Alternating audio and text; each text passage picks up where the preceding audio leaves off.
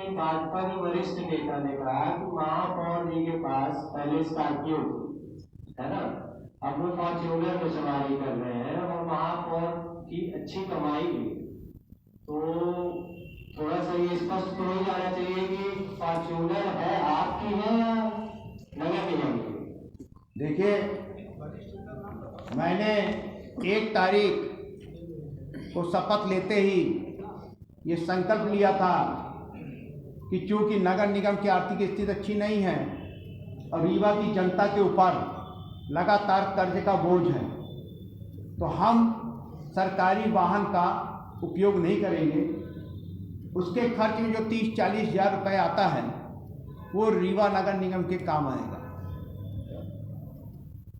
जिन नेता ने, वरिष्ठ नेता ने ये बोला है, मैं आप लोगों के माध्यम से उनको बताना चाहता हूँ कि ये जो फॉर्च्यूनर गाड़ी में मैं चढ़ रहा हूँ ये मेरी नहीं,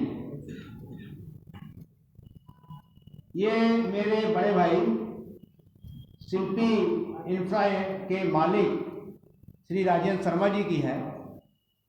बड़ा दबाव था प्रशासन का कि आप कैबिनेट मंत्री से छोटे और राज्य मंत्री से बड़े उप मंत्री के दर्जे में आते हैं तो आपको प्रोटोकॉल पे चलना होगा। हमने कहा हम नहीं चल पाएंगे भाई, हम रीवा की जनता की सेवा करने के लिए आए हैं, गाड़ी में घूमने के लिए नहीं। तो राजेंद्र शर्मा जी ने ये गाड़ी खरीदी और हमको देकर ये बोला कि जब तुम्हारे पास कोई अपनी नई वाहन आ जाएगा तब तुम इसको हमको लौटा देना। तो जिन नेताजी ने आपसे बोला है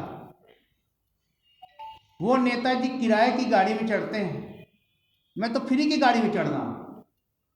कौन नेताजी, नाम भी बोला?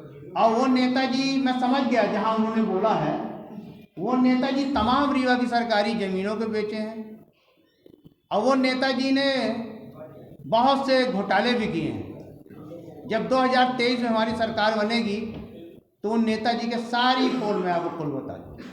पूरा रीवा शहर सड़कों में अतिक्रमण के कारण जाम की समस्या से जूझ रहा है और वही सड़कें जब सुबह निकलो तो लगता है कि हाईवे से गुजर रहे हैं और शाम को निकलो तो लगता है कि दोपहर तक कि हम किसी गली मोहल्ले से गुजर रहे हैं। उस ओर आपका ध्यान कब जाएगा? नहीं, उस ओर तो हमारा ध्यान गया।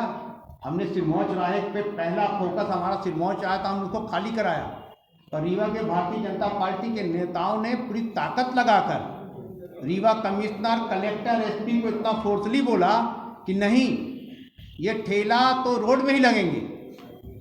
और मैं तो आपको बता दूं, मैं जब निकलता हूं कभी कभी जाम लग जाता है तो मैं खड़ा होकर ट्रैफिक व्यवस्था खुद बनाता हूं।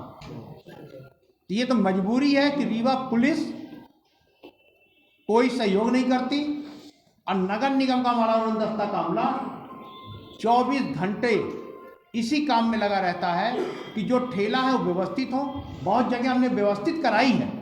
आपने देखा होगा बहुत दिनों बाद कि जब आप कोठी मार्ग आइए, ये चौराहा, ये आबादी के हिसाब से शहर बड़ा हो गया और ट्रैफिक की व्यवस्था हमारे यहाँ सुचारू रूप से नहीं है। उसके कारण रीवा के पहले व्यक्ति, रीवा के एम्बेसडर को लेकर भाजपा के लोगों ने कहा है कि क्रिकेटर का अपमान हुआ।